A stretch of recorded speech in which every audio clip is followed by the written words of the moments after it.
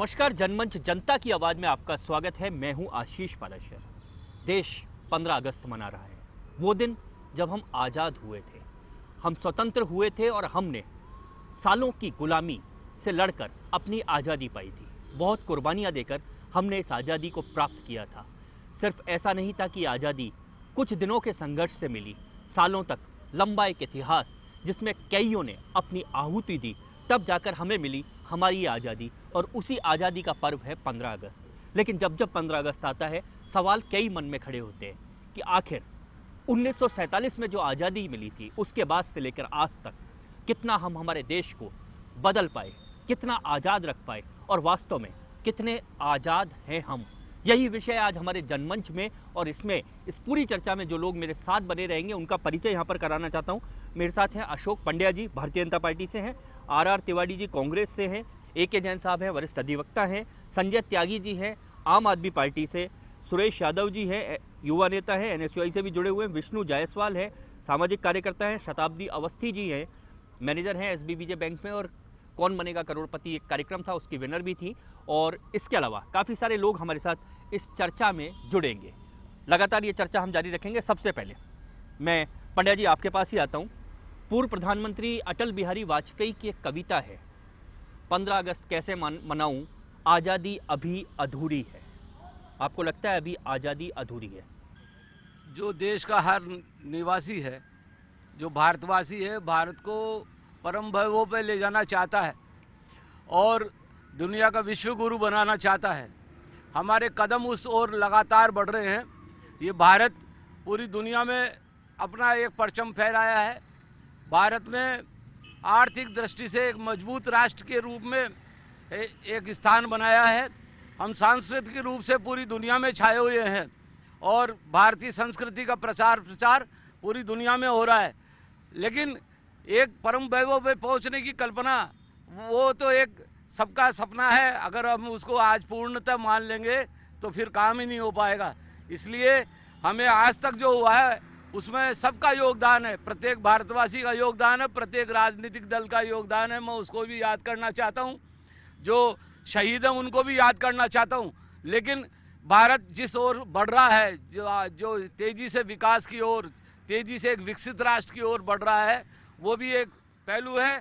और भारत को विश्व गुरु पर पहुंचना है। पंड्या जी एक बार रुकूंगा, तिवारी साहब आपके पास आऊंगा। 1947 में जिन समस्याओं को छोड़कर अंग्रेज गए थे, आज नहीं लगता कि आज भी शायद हम उन्हीं चीजों से लड़ रहे हैं? नहीं, देखिए पंड्या जी आपको रोक के एक बार तिवारी जी के पास आऊंगा, फिर आपके पास आता हूँ। ये बात सही कह रहे हैं आप आशीष जी। अंग्रेजों ने कूटनीतिक रूप से सोची समझी साजिश के तहत इस देश का बंटवारा किया और आज़ादी 15 अगस्त 1947 को तो मिली। पंडित जवाहरलाल नेहरू हमारे देश के प्रथम प्रधानमंत्री भी बने और उन्होंने हमारे इस 35, मैं फिर एक बात कहना चाहता हूँ आशीष जी, आज़ादी जब भारत को मिली थी, भारत की आबादी थी 35 करोड़ जनता। पंडित जवाहरलाल नेहरू ने 200 साल के अंग्रेजों के शासन में जो भारत की अर्थव्यवस्था बिल्कुल तोड़ मरोड़ दी गई थी, उसको पुनः खड़ा करने की कोशिश की गई थी। लेकिन राजनीति में चूंकि लगातार प्रतिस्पर्धा बनी रहती है और वो पाकिस्तान का जो निर्माण किया था वो एक धर्म के आधार भी किया था।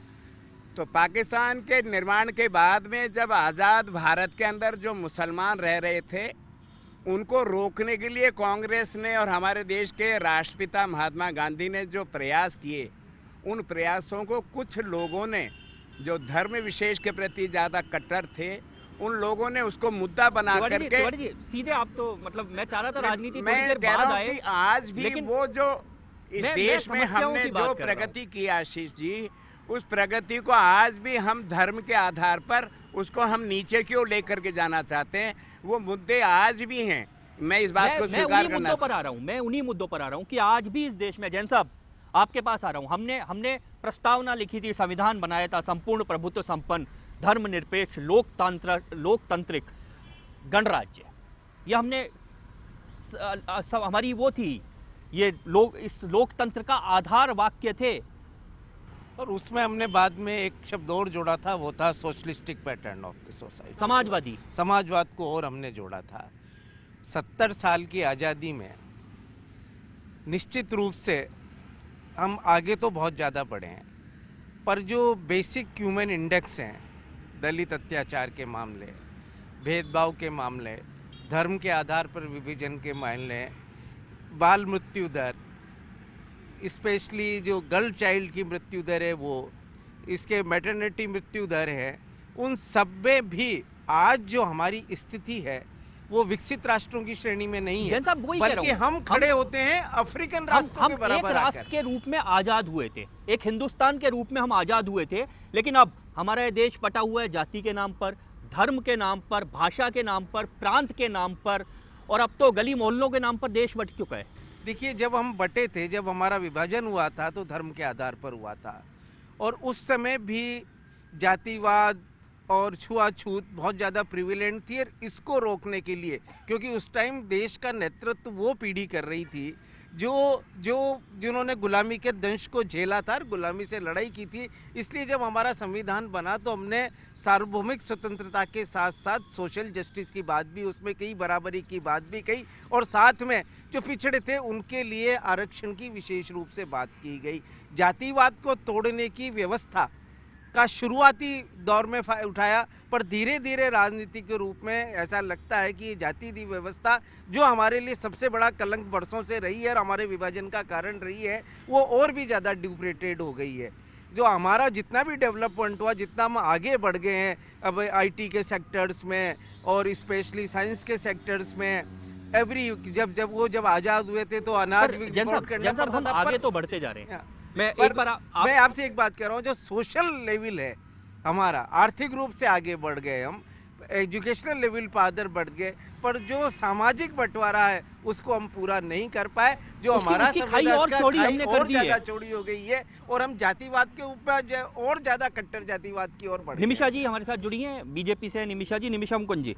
निमिषा जी, जातिवाद की बात कर रहे हैं, 47 में जो हालत थे वो हालत आज भी है। समृद्ध अखंडित राष्ट्र की निर्माण की परिकल्पना को लेकर के जब आज़ादी हुई तब हमने एक ही प्रयास किए कि कैसे इस पूरे देश की समरसता को कायम रखें। आज जिस बात करते हैं कि आज जो खाई पार्टी और जिस तुष्टीकरण की नीति से लेकर के हमारा विपक्षी दल आज जो चला, कांग्रेस ने आज़ादी के 6 दशक तक राज किया, लेकिन हमेशा कांग्रेस बीजेपी छोड़ दीजिए, थोड़ी देर छोड़ दीजिए निमिषा जी, आप सीधी बात कीजिए कि क्या देश जातिवाद से मुक्त है। आप भी मान रहे हैं कि आज हम वहीं पर हैं। हम अपनी मूलभूत आवश्यकताओं को आज भारत देश का निवासी, भारत देश का नागरिक आज भी तरस रहा है। उन मूलभूत आवश्यकताओं को लेकर क्यों नहीं पहुंचे हम? आप इसका कारण बताता हूं। इसका उत्तर हम जानने का प्रयास करेंगे, तब हम जानेंगे कहाँ हैं हम। क्यों ना जीवंत करें इस राष्ट्र को, राजनीतिकरण करने की जगह क्यों ना एक सशक्त राष्ट्र के निर्माण के अग्रसर हो हम। अभी अभी मैंने हमारे माननीय वाजपेयी जी का एक भाषण सुना, कितनी प्रखरता से कह रहे थे कि आएंगे, देश बदलेगा और हमारे यहाँ राजनीतिक दल बदलते रहेंगे, लेकिन राष्ट्र निर्माण की प्रखरता की ओर जहाँ पे बढ़ना चाहिए क्यों नहीं बढ़ पा रहे हम। इस पर हमारा विचार होना चाहिए। आशीष जी, निमिषा जी आपकी बात करता हूँ। मेरा देश बदल रहा है, मुझे लग रहा है कि बदल रहा है, लेकिन गरीब की रसोई से धुआं नहीं। अब तो मुझे लग रहा है कि शायद आज जो स्थिति है, गरीब के घर आंखों से आंसू टपक रहा है, लेकिन क्या ये देश बदल रहा है? क्या जातिवाद के नाम पर अगर आप सिर्फ आरोप नहीं लगा सकते? आप हमारी योजना पे जाइए, उज्ज्वला योजना देखिए हमारी। हम उस हर गरीब के आंसू पहुंचने का प्रयास नहीं कर रहा हूं, मैं बात कर रहा हूं कि गरीब आज भी जातिवाद है। देखिए, आज माननीय प्रधानमंत्री जी जनधन योजना के माध्यम से हमने सार्थक नहीं किया। हमने उस व्यक्ति को नहीं बोला, उस अंतिम व्यक्ति को नहीं बोला जिसके लिए हमने योजना बनाई है, उसको हमने जाकर के बोला जीरो बैलेंस पे अकाउंट खुलवाइए। पारदर्शिता को सार्थक करती है हमारी भारतीय जनता पार्टी की प्रत्येक योजना, जिसके माध्यम से सार्थक होगा ये आजादी का वो दशक। गिनाने के लिए बात कर रहा हूं, मैं बात कर रहा हूं जातिवाद की। सुरेश, आपके पास आता हूं। सुरेश, बात देखिए जातिवाद पे आधारित नहीं है, हम सामाजिक समरसता की बात क्यों नहीं करते हैं हम? हाँ तो करिए ना, करिए, हम तो कह रहे हैं। देखिए, हम जाति विशेष में उस परिकल्पना को लेकर के चलती भारतीय जनता पार्टी। सुरेश, एक बार निमिषा जी आपके पास दोबारा लौटूंगा। सुरेश, क्यों जातिगत आधार पे बात करते हैं? हम तो सब एक हैं। हम उस राष्ट्र के निर्माण की बात कर रहे हैं। हम सब एक हैं। बिल्कुल, मैं हम सब एक है पे आपके पास दोबारा लौटूंगा। सुरेश, आपके पास आता हूँ। हम सब एक हैं, ये नारा कितना अच्छा लगता है भाई, ना। मुझे ये बात बताइए कि जब देश की अखंडता की बात जब यहाँ चल रही है तब पार्टी पॉलिटिक्स की बात क्यों कर रहे हैं आप? तब नहीं, परियोजना की मैं बात तो क्यों आपसे कर रहे पूछ रहा हूँ, हैं? हम भाई, सब 70 साल एक पहले हैं, हमारा देश था। हम सब एक हैं, ये हाँ, सही है नहीं ना? कहा, बिल्कुल सही नहीं है। मैं आप सुनिए मेरी बात, मैं क्या कहना चाह रहा हूँ। 70 साल पहले देश अपना आजाद हुआ था अंग्रेजों से।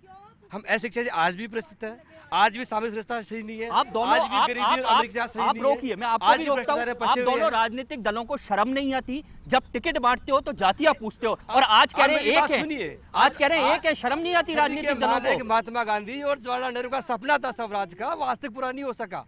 वो आज तक पूरा नहीं हो सका। वो पार्टी कांग्रेस की देन थी। मैं चाहता हूँ, मैं चाहता नहीं, लेकिन आप मजबूर कर रहे हैं मुझे कहने के लिए कि कांग्रेस की बीजेपी की जब बात नहीं, मैं चाहता भी नहीं हूँ जब अखंडता की देश की बात चले तो वहाँ पार्टी की बात हो। लेकिन ये सदी के जो महानायक थे उनका सपना था, ये स्वराज का सपना उन्हीं का था जो कांग्रेस की देन थी। हम खुद मान उन्होंने रहे कहा हैं, था कि हम मैं मान किसी रहे हैं देश के सपना ऐसे था, मानव को नहीं हम देखना भी कह रहे चाहता हैं। जिनके संजय आंखों में त्यागी जी, आंसू हो। संजय त्यागी जी, आपके पास आ रहा हूँ। सपना था, हम भी मान रहे हैं, हम एक हैं।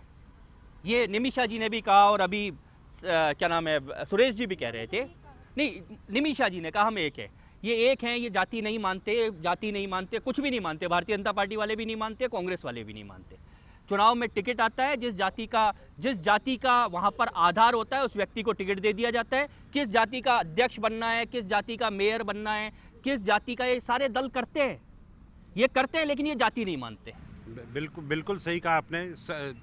हर समय जाति के ऊपर रोना रोते रहे, सब जनों का रोना। केवल यहाँ पे आज ये कहीं पे भी अगर कुछ हो जाता है तो उसको जाति के आधार के ऊपर ये लेके जाते हैं कि दलित को पीट दिया। नहीं, कहीं मैं पे दलित उनकी को बात पीट कर ले, फिर दिया। आपके पास आता हूँ। बीजेपी सरकार है तो कांग्रेस चिल्लाती है, कांग्रेस सरकार है तो बीजेपी चिल्लाती है। और हर एक के शासनकाल में होता है ये कोई नई बात नहीं है। इसको छोड़ के अगर सब मिलके काम करें, जैसे बोलते हैं कि हम सब एक हैं, ये खाली बोलने में इनके उसमें नज़र आता है, बाकी किसी भी तरीके से आचार में, विचार में कहीं ये चीज़ नज़र नहीं आती है। ये बात मैं कहना चाहता हूँ आशीष जी, इस बात में कहने में किसी राजनीतिक दल को झिझक भी नहीं होनी चाहिए। हमारा राष्ट्र दुनिया में सबसे ताकतवर लोकतंत्र वाला राष्ट्र है, दुनिया का सबसे बड़ा राष्ट्र है।